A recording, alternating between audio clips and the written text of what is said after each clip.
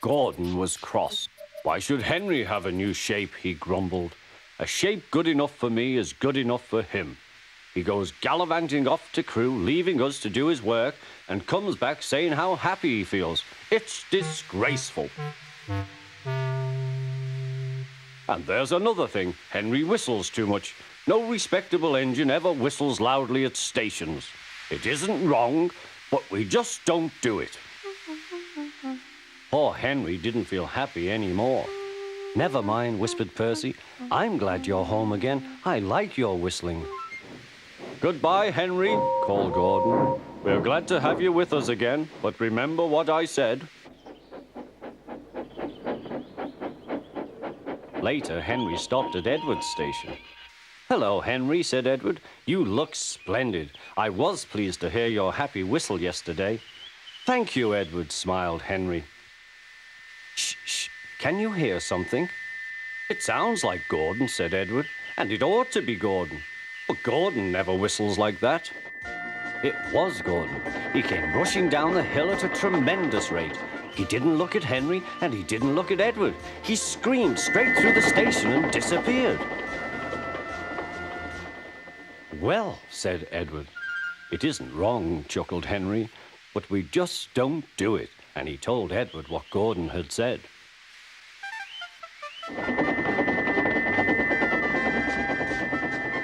Meanwhile, Gordon screeched along the line. The noise was awful.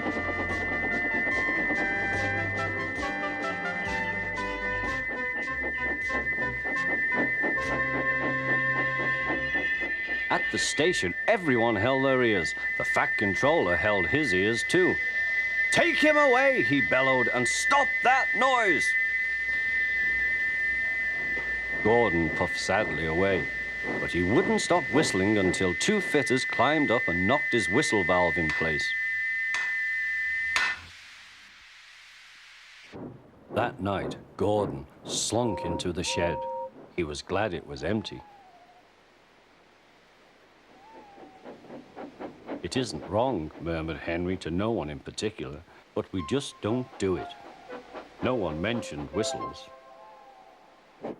Next morning, Henry was enjoying himself enormously. I feel so well, he sang. Trickety-trock, hummed his coaches. Then he saw some boys on a bridge. Peep, peep, hello, he whistled. Oh, he called. The boys didn't wave and take his number. They thought it fun to drop stones on him instead. They've broken our glass, sobbed the coaches. The passengers weren't hurt, but they were cross. Call the police. No, said the driver, leave it to Henry and me. What will you do, they asked. Can you keep a secret? Yes. Well then, said the driver, Henry is going to sneeze at those boys.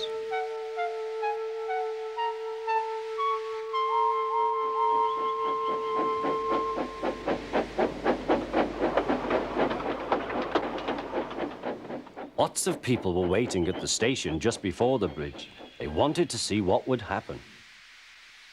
Henry has plenty of ashes, said the driver. Please keep all windows shut till we have passed the bridge. Henry is as excited as we are, aren't you, old fellow? Henry was feeling stuffed up. Soon they could see the boys, and they all had stones. Are you ready, Henry, said his driver.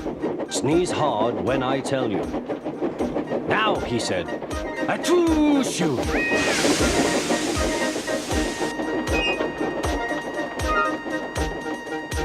Well done, Henry, laughed his driver. Henry went home very pleased with himself. He had taught Gordon and silly boys a lesson with a whistle and a sneeze.